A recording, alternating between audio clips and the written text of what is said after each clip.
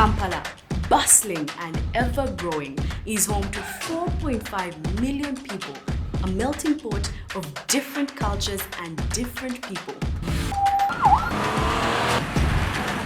But what exactly is the origin of this city that many of us call home?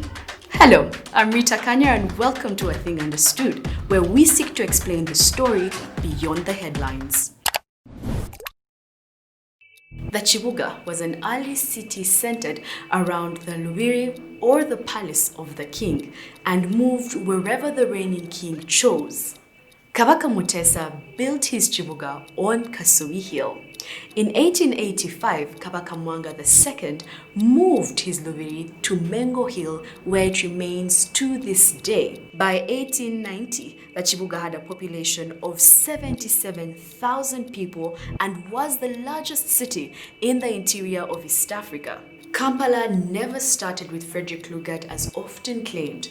By the time Lugard built Fort Lugard, the idea of the city was already in motion.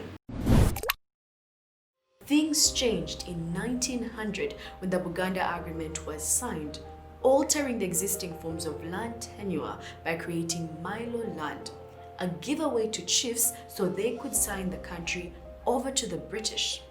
Kampala grew as European settlers and Indian Asian traders moved to the city and a railway line was established. Colonial authorities took over Nakasero Hill by 1910 and expanded to Kololo Hill by 1930.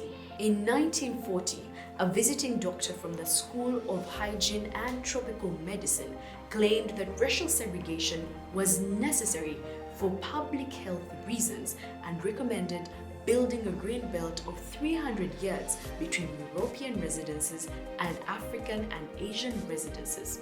That green belt still exists to this day.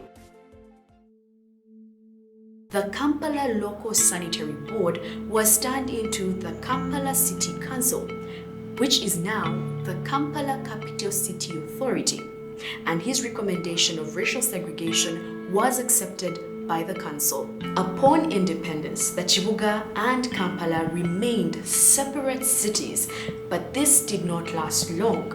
In 1966, Colonel Idi Amin, under instruction from Milton Obote, raided the Lubiri and killed over 100 people. Since independence and the unification of Kampala, the city has grown enormously, expanding into wetlands and making flooding worse throughout low-lying parts of the city. City parks have been privatized and sold off, leaving people with few places in the city to relax outside, and on weekends, many go up country to escape the city. While colonialism ended nearly 60 years ago, the city remains divided by wealth.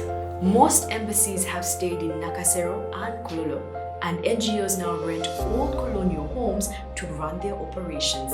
The line between the cities is particularly clear in a few places such as Chira Road, Makere, or industrial area. The history of colonialism is also clear in the inequality of home sizes and green space.